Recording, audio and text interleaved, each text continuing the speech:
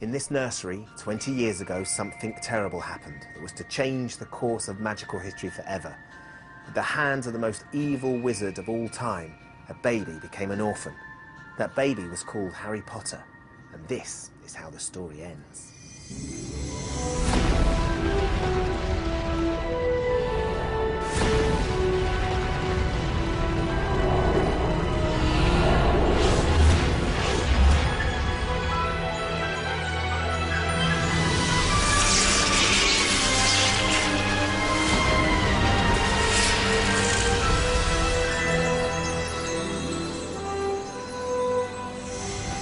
10 years ago, the Philosopher's Stone hit the big screens. It was the eagerly awaited cinematic arrival of Harry Potter, following the huge success of the books by J.K. Rowling about the young boy wizard and his battles with unimaginable evil. No one could have predicted what would happen next, that the films themselves would go on to become part of the phenomenon, watched by literally billions of people worldwide and catapulting the young stars into the stratosphere. A decade later, who could have imagined this young girl as a worldwide fashion icon and these two angel-faced boys actually shaving? Harry Potter and the Deathly Hallows Part 2 is the 8th and final film in the series that has followed the stories of the young boy wizard on his quest to save the wizard world from the evil hands of Lord Voldemort, in the knowledge that in the end, only one of them would survive. We've come behind the scenes to discover some of the secrets that went into the making of this final instalment of cinema history. We'll see how the filmmakers created the mother of all battles and destroyed some of our favourite Hogwarts landmarks. Just went on going, who's done this then? Who's been this careless? We find out what happens when Ron and Hermione finally get together. The first take, just kind of leaning in and then his face is getting closer and closer. And as we come to the end of an era, we'll hear how the film stars are feeling as this chapter of their lives comes to a breathtaking conclusion. I'll never be able to explain to anyone that I meet new that what my life has been like. In the previous film, Harry, Ron and Hermione embarked on a highly dangerous mission far away from the safety of Hogwarts and their family and friends to find and destroy Horcruxes, objects containing parts of Voldemort's soul. This film continues that journey. If they can eliminate the remaining 4 Horcruxes, they will save the magical world from a terrible fate. Harry, Ron and Hermione discover from Griphook the Goblin that one of the Horcruxes is hidden deep in the bowels of Gringotts Bank in the family vault of their arch-enemy, Bellatrix Lestrange. We have been in some incredible sets over the years on Harry Potter, and this has to be up there with the best of them. This is Gringotts the Wizarding Bank, and we're in the Lestrange vault. Been wondering what you did with the old gold skeleton? She's right there. The way into the vault entails a hair-raising magical cart ride. But first, there's a more practical problem. Getting into Gringotts is a dangerous thing, so they naturally have to disguise themselves. Harry and Griphook, who goes along with them, go under the invisibility cloak. Ron puts on a disguise, some makeup, beard, etc. And Hermione, if you remember the end of the last film, a hair drifted down to her when she was in Malfoy Manor. And she takes that hair and she puts it in some polyjuice potion and she drinks it, though we don't see it, that's done off camera, and she becomes Bellatrix.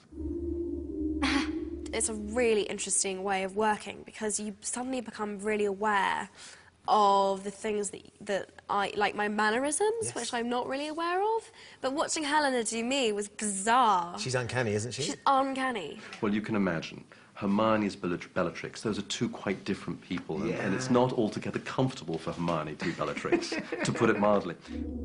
I wish to enter my vault. I was going to say, you're actually looking relatively demure. Well, I'm demure because actually I'm not Bellatrix today, I'm Hermione. This is Hermione's version of Bellatrix. There's not enough leather for my liking. No, because, you know, she's pure. She's not, well, Emma described her because I got lots of notes. In fact, we could even see them on my text. She gave me some homework for how to play Hermione. Did she? Yeah, and she said prude, you know. We were sort of comparing the two, Bellatrix and Hermione. And when I got to play her, which is my life's dream, everyone wants to play Hermione. Why not? And it's great, also, given that I am 43, to act opposite those two, because then I now suddenly think, God, I'm 17 again. Let's see if I've got them on my... OK, Emma, thank you for being so sweet. Aww. 81. Definitely, I just really appreciated... Oh, she's so nice to me. Hang on. Hang on. We are. OK, then I asked for some more notes, and it's funny, I don't know where it's gone. At first, it was a bit nerve-wracking, because she hasn't got, you know, a hump, Emma. Or doesn't talk, you know, or, you know, doesn't have a limp or something. She's much more introverted than Bellatrix, but there's a lot of worry going on, you know. And then she does this thing where she does sometimes use her chin. That's my one, you know, she just does, yeah. It's like that.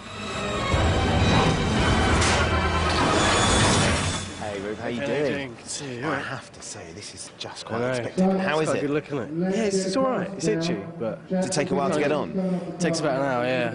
Explain what's going on in this scene. This is like kind of the carts that go through all the kind of underground... Through the vaults and down to get to you. Yeah. So yeah, it's good. It's quite fun on this one. It's quite a good laugh being up there on the rig as well.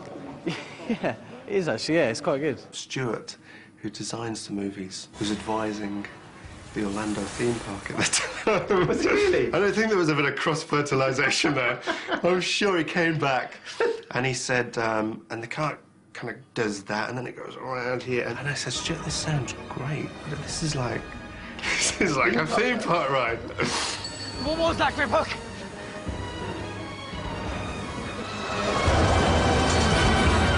When we actually see it, when the film happens. And Rupert as well, please. To think we were right here. I love it. We've sort of seen a waterfall, and I've sensed that Warwick, as Grip Hook, is panicking. Grip Hook! And so we're just sort of desperately trying to work out why he is panicking, and as it turns out, it's because the waterfall, which we then go under, is something that removes all enchantments, so that Helena then goes back to looking like Emma.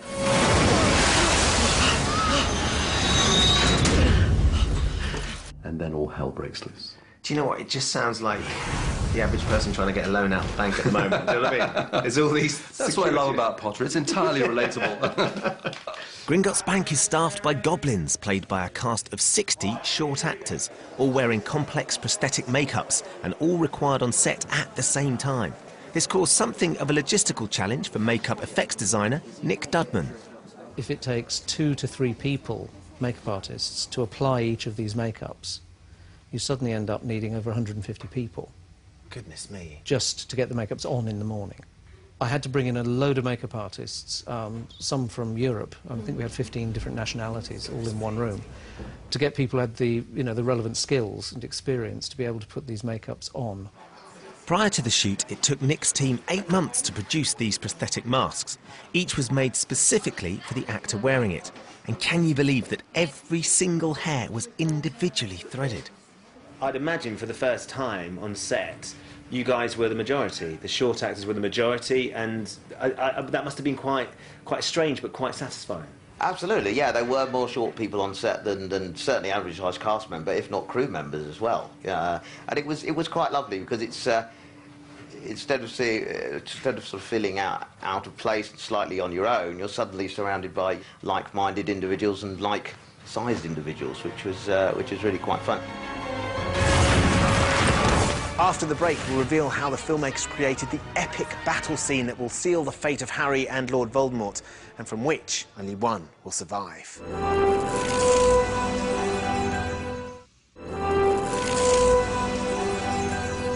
Harry Potter and the Deathly Hallows Part 2 is primarily a war film. The gloves are well and truly off. This is an every man, woman and child fight to the death, and believe me, there is a lot of death.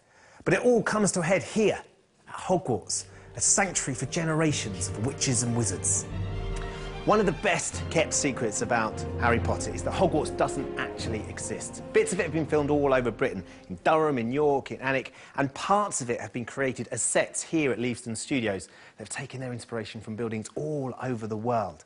But you do get to see the whole Hogwarts every now and again in the film, which I always